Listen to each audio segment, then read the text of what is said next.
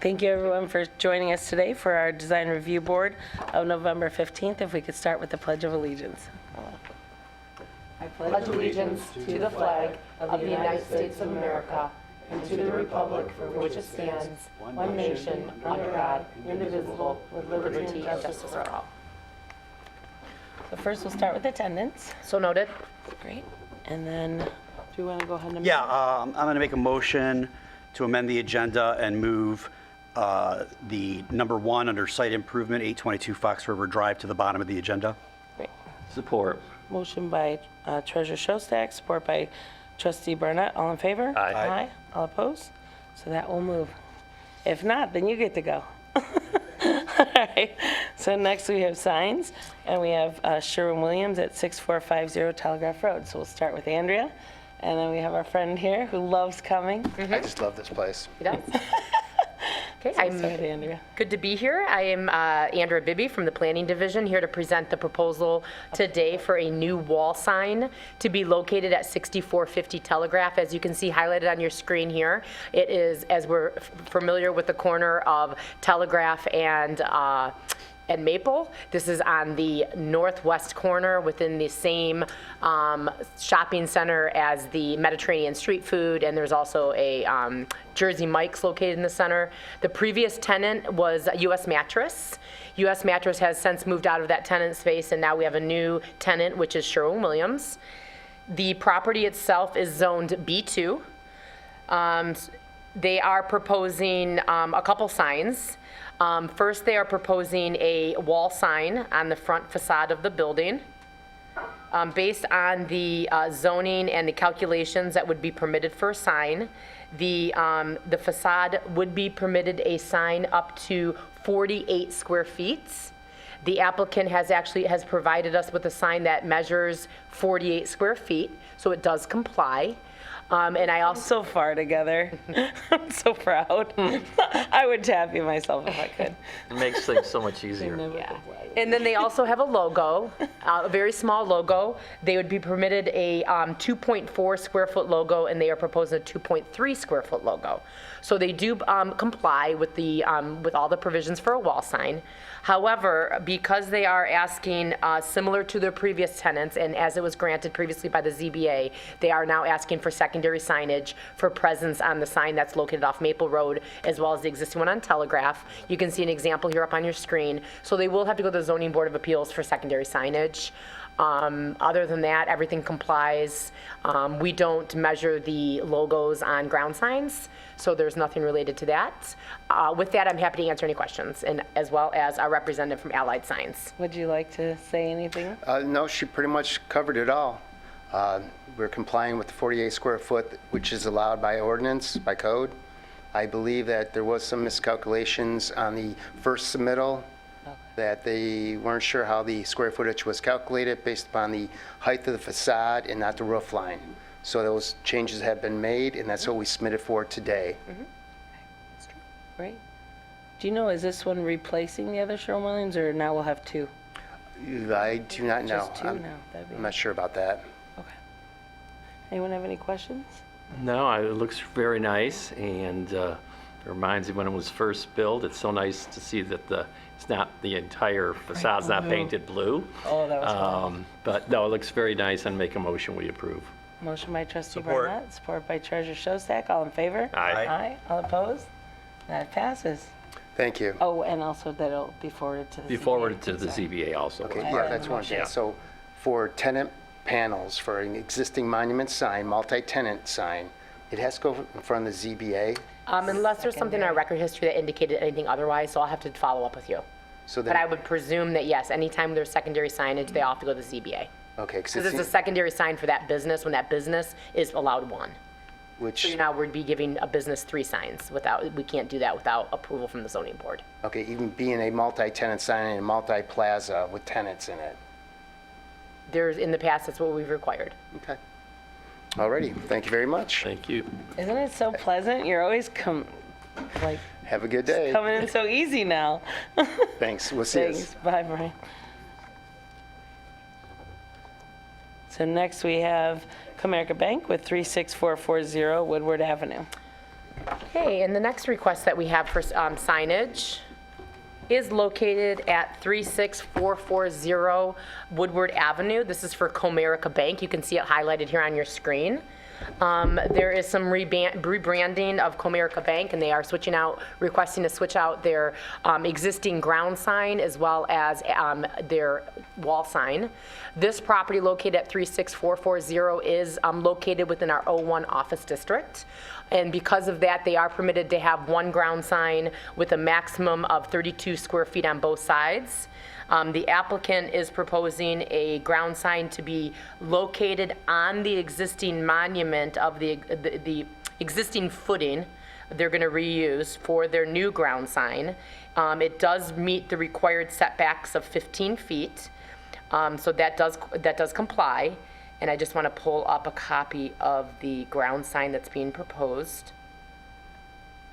So you can see the difference between the existing ground sign, which is here, the proposed ground sign, which is here. The maximum height of ground signs cannot exceed 5 feet from grade. This application has a sign that is 4.2 feet high, so it does comply. And then in addition to the ground sign that you see on your screen, they are proposing a 9.98 square foot building sign to be located adhered to the front facade of the building, and that does comply with the provisions of our office zoning district in the sense where they are permitted to have one ground sign, and if they are to have a wall sign, it cannot exceed 10 square feet, and they do comply with that. So we do have two compliant signs for your consideration, and then they also just wanted to show their complete sign package. They are changing out some of their wall signs on site, directional signs on site, but they are not going to have any, they're actually removing ones that say Comerica. They will not have any Comerica writing on them. They're actually switching them out, and the newer ones are just completely directional in nature. With that, I know we have a representative here to answer any questions regarding the sign, and there would be no requirement to go to the zoning board for this one. You want to add anything? Sure. Well, actually, she did a nice job explaining everything. Really, what it is Comerica is just re-imaging. Their logo is pretty tired. It's from the 70s, so we're involved in a number of these across Metro Detroit, and they just want to modernize their look and try to stay within footprints of what was there previously. Are there any questions? No. I'd look for a motion. Motion to approve the signage as presented. Support. Motion by Treasurer Shostak, support by Trustee Barnett. All in favor? Aye. All opposed? That does pass. Very good. Thank you very much. Making it so easy on us today with all this compliance. Don't throw me off now. So next, we're going to go back to site improvement for Fox Hills Pool at 1822 Fox River Drive. And we'll start with Andrea, and then you can introduce yourself and go next. Sure. So we had Coastal Pools reached out to us a couple months ago to talk to us about their exciting new plan to update the existing pools at the Fox Hills community, which is located, this is located at 18, it's on your agenda. Thank you, 1822 Fox River. So I'm just going to pull up the existing aerial of the pools. So you can see what is currently there. So yeah, there is the address. So currently they have, this is the configuration of the two pools located on site, and based on the aging of the pool, and talking to Mr. Bernstein, the cost affiliated with maintaining these older pools, it's now time for them to update and bring things up to some modern day amenities, if you will, for the pools. What they're seeking to do is there's going to be a reconfiguration where they're looking to add in this 82 foot by 29 foot dive pool, as well as the 70 by 25.5 foot zero entry pool. So they've been now reconfigured in a different way where they're both running parallel towards the road, if you will. And because these are accessory uses that are located within a secondary frontage, the applicant has made a submittal to the Zoning Board of Appeals. Anytime there's pools, accessory uses located in the front yard, clearly that's something that's not self-created because that's where they're located, but because they are making changes, this will have to go to the zoning board. With that, I really would like to probably have Coastal Pools give another highlight, kind of going through what these changes entail, as well as what the improvements that are being made to the pools. Yeah, so Go ahead and Justin, introduce yourself. We have yeah, Justin Booth, Coastal Pools. We do a lot of work in Bloomfield Township, primarily in the residential sector. So I have Chris Fox on speed dial.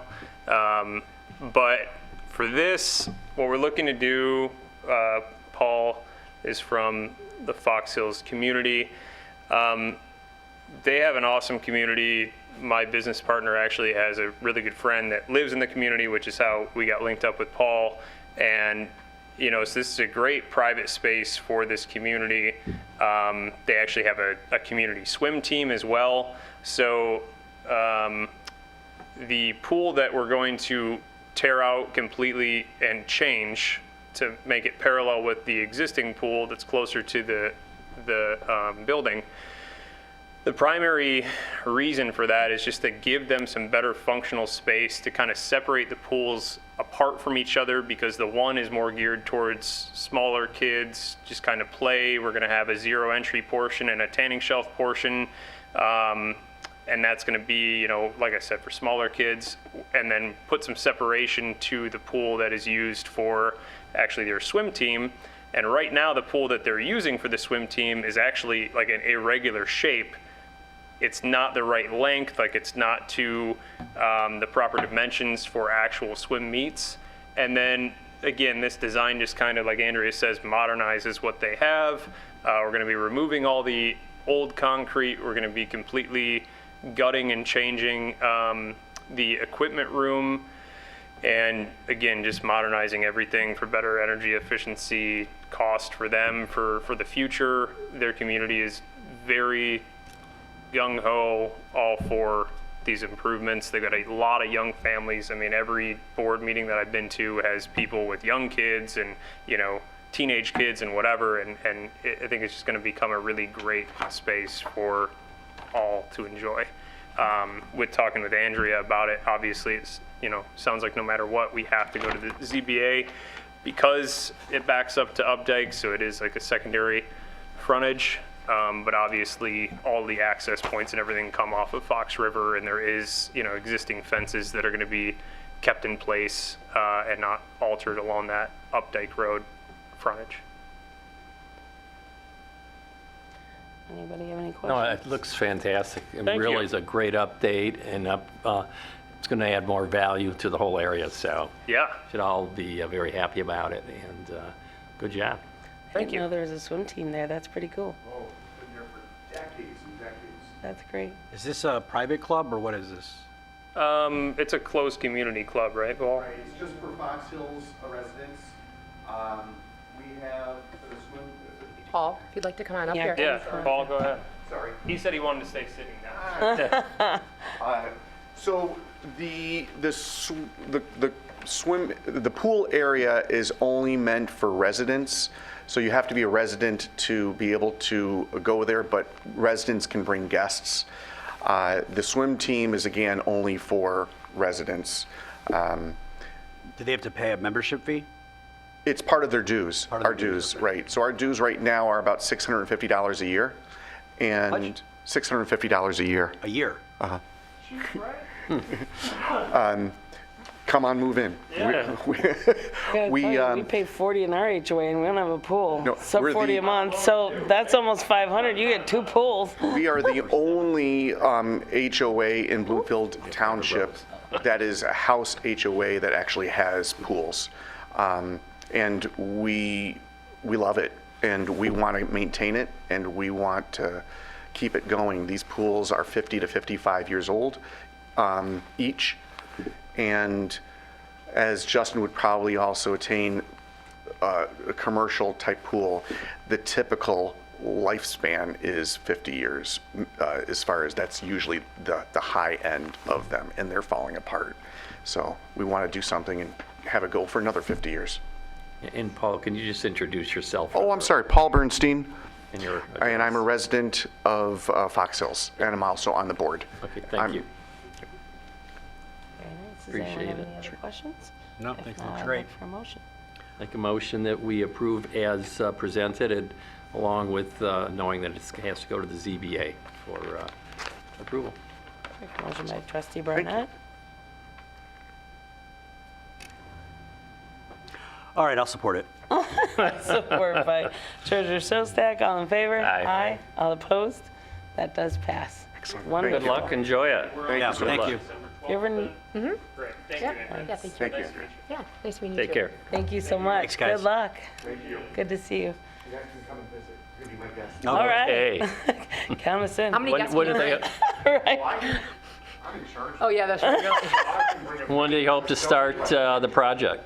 What was that? When's the project going to start? You know, that's really a good question. We're waiting on Eagle to approve everything. And depending on that process of when we get final approval from Eagle, ideally, Coastal would love to see us get approval in the next 2 to 4 weeks. If that happened, then, you know, Coastal would like to be able to start in 4 weeks and a day from now. Correct. You like winter? Oh, yeah, we love winter work. Yeah. Okay. Last year, in between December 1st and March 1st, we did 8 pools. Wow. Yeah, so we have a couple large tents, and a lot of times we'll custom build them. We've got a couple really good heat exchangers, hook it into the natural gas, heat them up. We don't have to lay anybody off.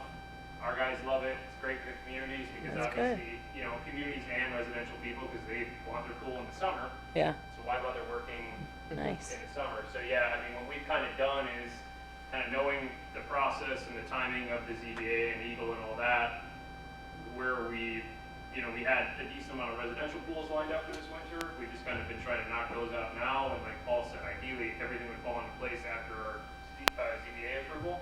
I know you guys are pretty quick to issue a permit after those approvals.